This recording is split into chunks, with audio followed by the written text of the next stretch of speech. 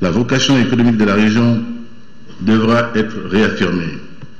Elle doit servir de point nodal pour accélérer le développement. Dans cet environnement rénové, nous ferons prévaloir une éthique de la responsabilité, une chaîne des charges et responsabilités publiques, un comportement exemplaire et réhabilitant le travail et le mérite. Une exigence de qualité et d'accessibilité publique. C'est pourquoi le gouvernement créera des maisons des services publics, justice et droit, services financiers et services sociaux, qui seront des plateformes de conduite de formalités sur la base des moyens représentés. L'exécutif à niveau élevé de production, singulièrement dans le traitement des questions foncières. Leurs attributions dans ce domaine devraient être clarifiées pour éviter, sans pitié,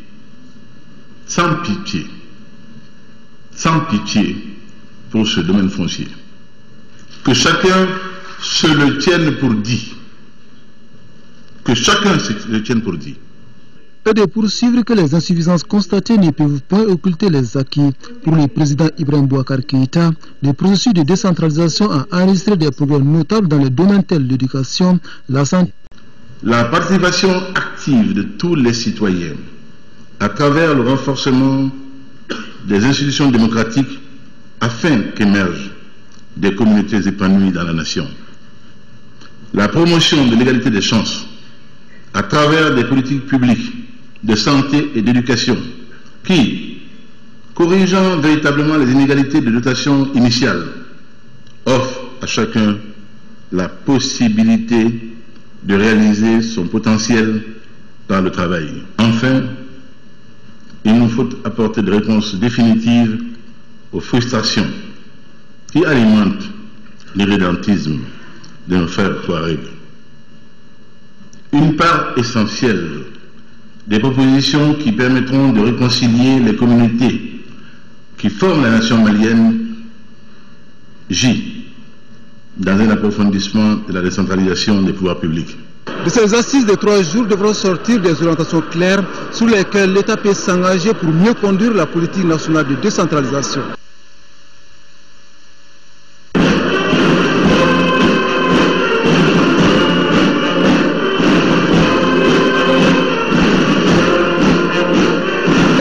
À l'ouverture de la cérémonie, le président de la République a insisté sur la nécessaire refondation du système de gouvernance dans notre pays. Pour le président de la République, tout sera mis en œuvre pour la réussite de ce challenge. Nous proposons d'écouter l'intégralité du discours du président de la République lors de la cérémonie d'ouverture. Salam alaikum wa rahmatullahi wa barakatuh. Monsieur le Premier ministre du gouvernement, Mesdames et Messieurs les ministres, Monsieur le Président du Haut Conseil des collectivités, Mesdames et Messieurs, Excellences les ambassadeurs et représentants des pays amis accrédités auprès du Mali et de l'Organisation internationale de coopération, Monsieur le gouverneur de région, Monsieur le préfet, Monsieur le maire de nos communes, Monsieur les chefs de partis politiques, Messieurs les chefs de familles traditionnelles, notables de Banco, Messieurs les élus locaux, tous, en vos divers grades et qualités, soyez remerciés pour votre présence ici ce matin pour cette cérémonie d'ouverture des États généraux de la décentralisation. Oui, en 1992, quand mon fils nous appelait aux affaires,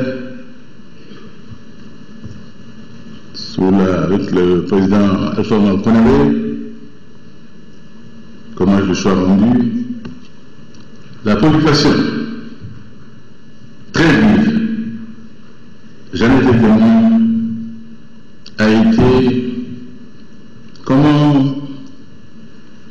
faire face à une réalité géographique physique, un pays d'1 240 000 km², avec seulement 19 communes pour administrer ce pays, une véritable gageure. Pourquoi la décentralisation pour nous n'a pas été gadget, mais une obligation, surtout quand l'on sait la mission démocratique qui était nôtre et qui demeure nôtre aujourd'hui encore, de faire tout où il se trouve, soit partout. Je voudrais donc dire, mesdames et messieurs, ma joie, ma très grande joie d'être ici ce matin avec vous. Je voudrais donc vous dire toute ma joie d'être associé à cette cérémonie de ce matin. Et l'entame de mon discours vous aura permis de mesurer l'émotion qui doit être la mienne, qui n'est pas feinte, et qui explique ce sentiment qui est le mien, d'être ici aujourd'hui. Et nous ne pouvions commencer notre nouvelle gouvernance autrement que par cela. La revue de ce qui a été fait dans un domaine ainsi fondateur de tout le reste. Je l'ai souvent dit, l'État africain postcolonial a souvent péché par notre paresse intellectuelle de tous ceux qui font profession ou disent avoir vocation de réfléchir pour la collectivité intellectuelle. L'État postcolonial n'a pas été suffisamment réfléchi pour l'adapter à nos réalités. Dès lors, on peut comprendre tous les errements de gestion que nous avons pu connaître. États généraux. Bien sûr, l'expression renvoie à un concept historique. Il ne s'agit pas des États généraux auxquels vous pensez. Les mots concernent un sujet bien précis, la décentralisation.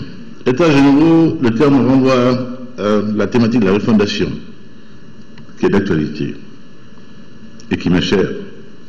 Les représentants du peuple viennent de toutes parts pour contribuer à la reconstruction de l'édifice commun. Je vous salue, chacun et chacune. Je voudrais surtout, et on le comprendra volontiers, remercier nos compatriotes venus des camps de réfugiés de Mauritanie et du Burkina Faso pour leur présence en souhaitant leur prochain retour définitif en terre du Mali.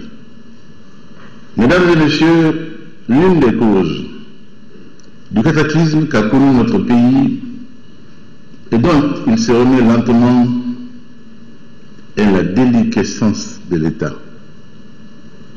C'est pourquoi cette crise nous donne la redoutable occasion d'inventer un nouveau modèle malien.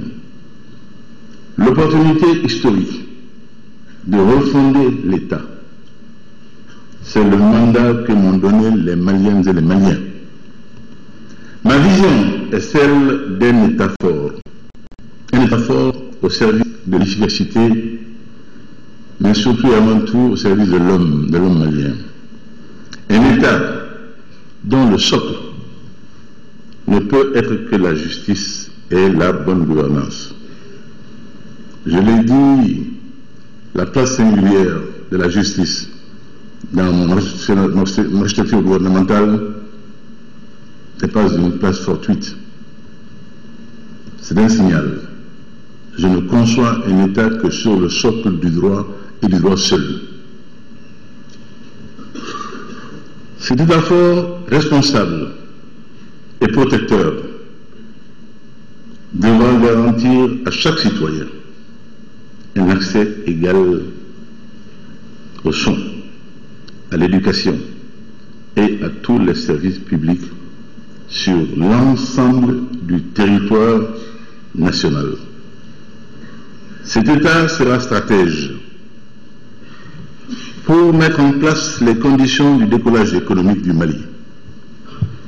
Ma conviction est que cette vision ne pourra s'accomplir que dans la proximité avec les citoyens, car l'État doit s'incarner en chacun d'entre nous. C'est là tout le sens des présents États généraux qui doivent faire la revue, l'évaluation du parcours. La décentralisation des pouvoirs publics est une réforme aujourd'hui ancienne au Mali, on l'a dit. Lancée en 1992, elle visait à apporter une réponse à une profonde crise de légitimité de l'État et figurait au nombre des engagements souscrits par le gouvernement d'alors dans le cadre du pacte national.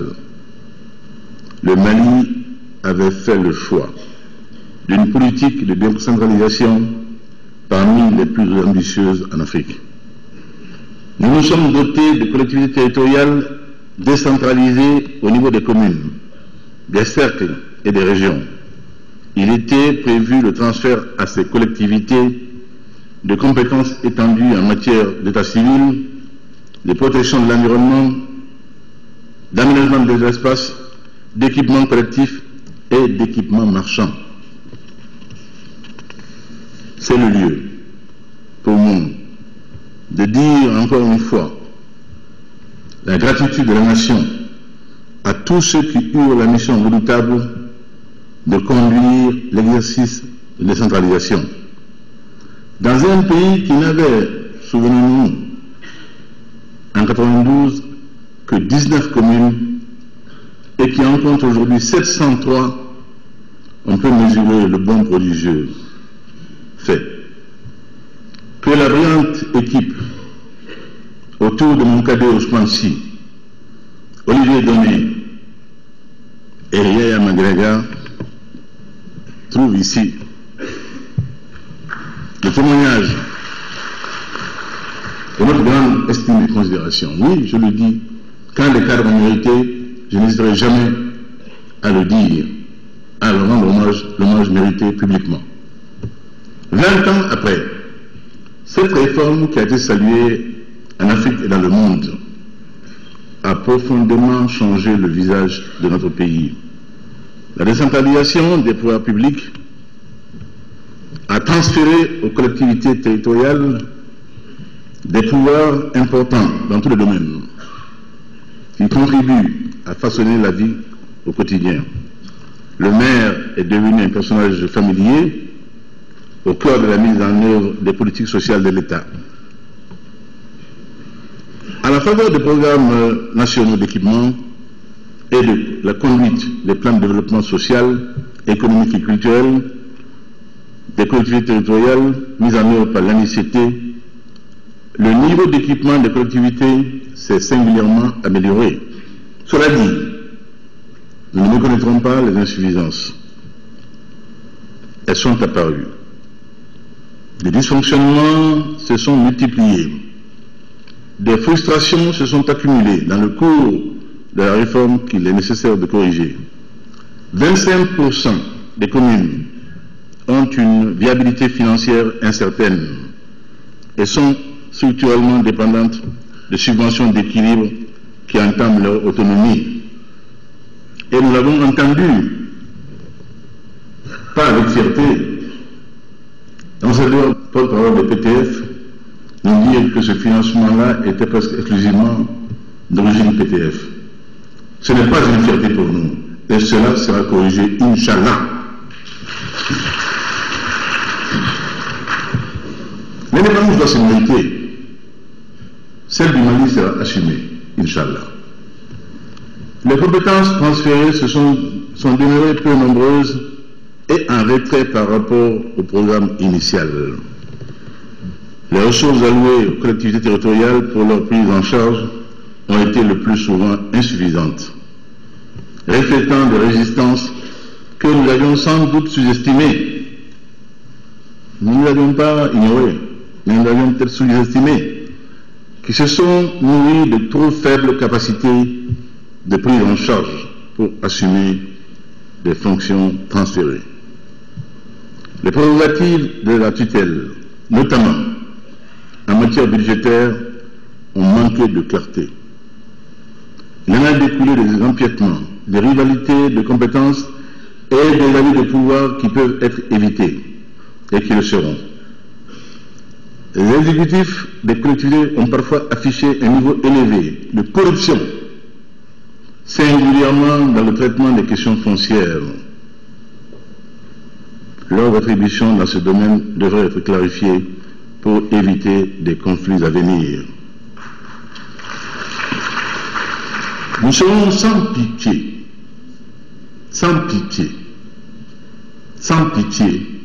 pour ce domaine foncier. Que chacun se le tienne pour dit. Que chacun se le tienne pour dit. D'une manière générale, elle devrait être assujettie, cette attribution, à des contrôles renforcés et notamment aux séparations fonctionnelles des responsabilités publiques imposées aux administrations centrales. La persistance de litiges liés au découpage territorial, Monsieur le Président du Haut Conseil en a parlé, délimitation du territoire des villages, a rendu difficile la conduite des programmes intercommunaux. La corbeille, à cet égard-là, lorsque nous étions encore sur les bancs de l'Assemblée, était encore consistante, Monsieur le Président de l'Assemblée nationale. Je ne sache pas que cela se soit affaissé. Donc ces conflits, ces litiges demeurent. À Bamako, les compétences du district et des communes devraient être clarifiées. On a parlé du district, avec raison. En outre, de nouvelles questions se sont posées dans la gouvernance locale, qui doivent faire l'objet d'analyses et de décisions.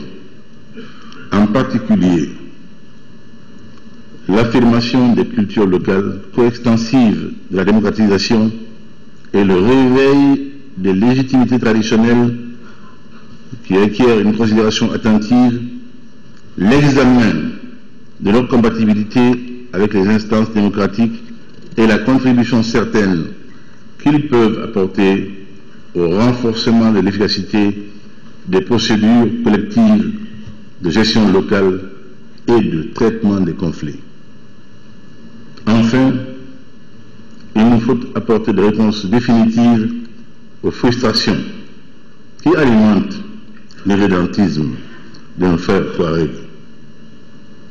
Une part essentielle des propositions qui permettront de réconcilier les communautés qui forment la nation malienne gît dans un approfondissement de la décentralisation des pouvoirs publics. Mesdames et messieurs, des faiblesses aussi nombreuses commandaient une revue d'ensemble des conditions de mise en œuvre de la politique de décentralisation afin de mieux accorder dans cette matière le possible et le souhaitable. La réforme mérite d'être soumise à nouveau à l'examen, à la lumière de l'expérience accumulée et des nouveaux défis à relever. Après le diagnostic des difficultés rencontrées, il vous reviendra de formuler des recommandations propres, pertinentes, aptes à nous aider à corriger les dysfonctionnements constatés et à définir les axes d'un approfondissement de la politique de décentralisation. Il s'agira notamment d'assurer une meilleure adéquation entre les ressources transférées et les fonctions assumées pour conserver au dispositif mis en place toute sa crédibilité. La vocation économique de la région devra être réaffirmée. Elle doit servir de point nodal pour accélérer le développement.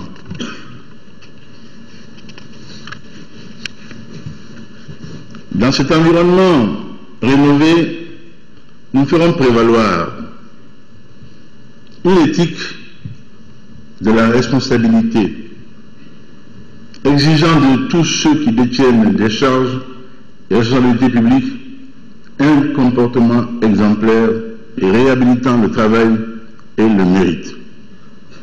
Une exigence de qualité et d'accessibilité au plus grand nombre des services publics. C'est pourquoi le gouvernement créera des maisons des services publics. Justice et droit, services financiers et services sociaux, qui seront des plateformes de services publics assumant une mission d'accueil, d'information et de conduite de formalités sur la base d'un partenariat entre les organismes représentés. La participation active de tous les citoyens à travers le renforcement des institutions démocratiques afin qu'émergent des communautés épanouies dans la nation.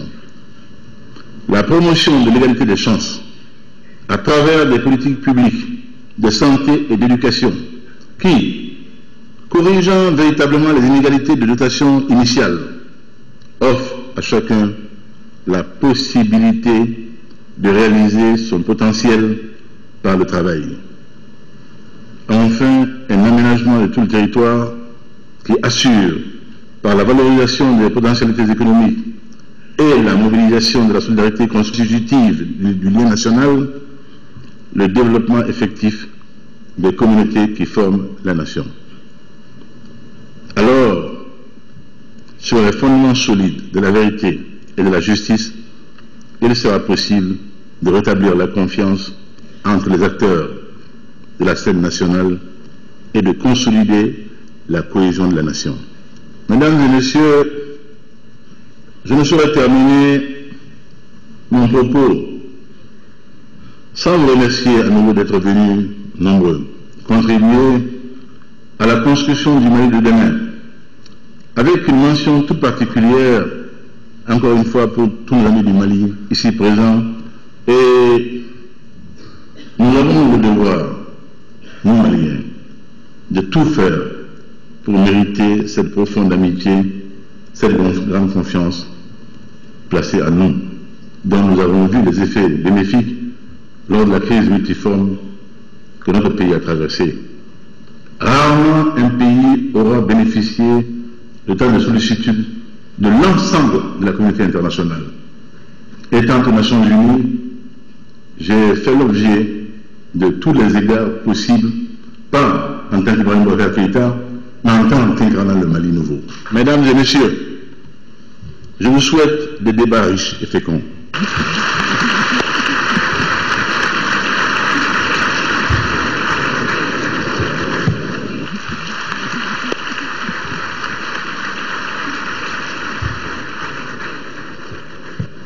Lors de ces assises, le premier thème traité est celui relatif aux acquis et aux insuffisances de la décentralisation. Selon le conférencier, 80% des investissements dans nos communes manquent de suivi, ce qui constitue d'ailleurs une insuffisance dans la mise en œuvre de la décentralisation.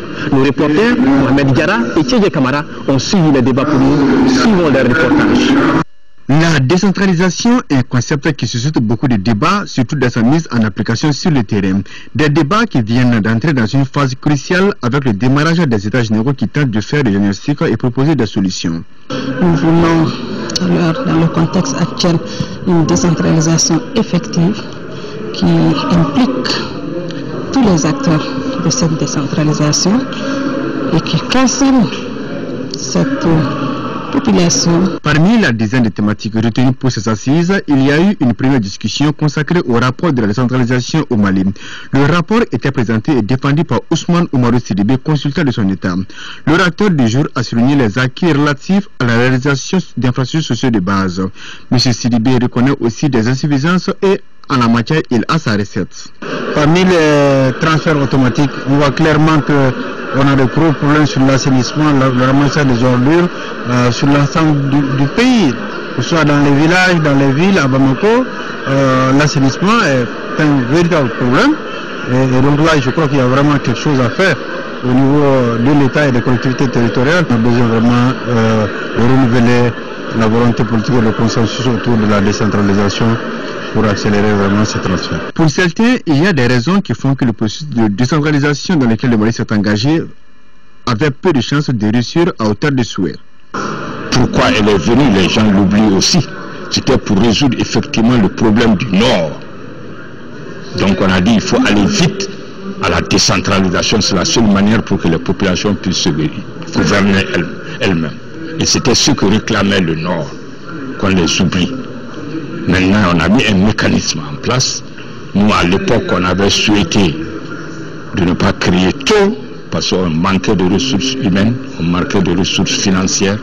Il faut aller par étapes, faire l'audit tous les 5 ans, voir ce qui a marché, ce qui n'a pas marché, pouvoir corriger et éventuellement élargir cette décentralisation par de nouvelles créations.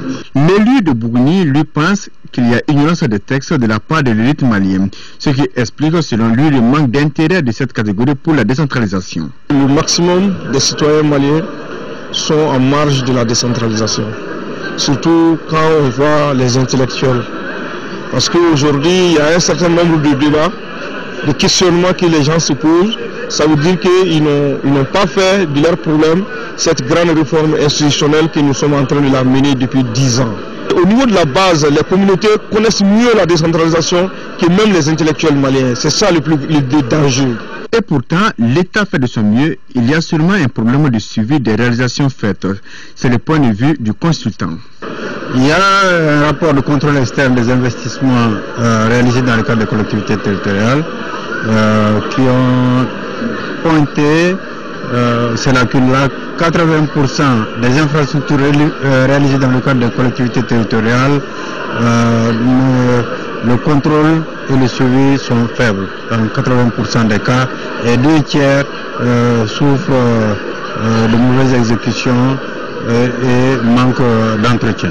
En attendant la fin des assises sur la décentralisation, les uns et les autres affichent un sentiment d'optimisme. C'est une bonne initiative si on tient compte de ce qui se dit. Malheureusement, au Mali, on parle et on ne fait rien. Ça, c'est l'autre réalité. On parle et on ne fait rien. Cette fois-ci, il faut qu'on agisse si on veut que le Mali réussisse, ne plus s'arrêter aux paroles comme on le dit chez nous. Il faut agir réellement et que les gens puissent être un peu honnêtes vis-à-vis de ce pays-là. En somme, il s'agit de bâtir un Mali démocratique tout en faisant de la décentralisation une priorité. Mesdames, Messieurs, chers téléspectateurs, c'est la fin de ce journal spécial dédié aux États généraux de la décentralisation. Au nom de l'équipe de production, nous vous disons merci de votre constante fidélité. Nous vous donnons rendez-vous, Inch'Allah, demain, même heure, même chaîne, pour un 2e numéro de votre journal spécial dédié aux États généraux de la décentralisation. Merci, au revoir et qu'Allah bénisse le Mali.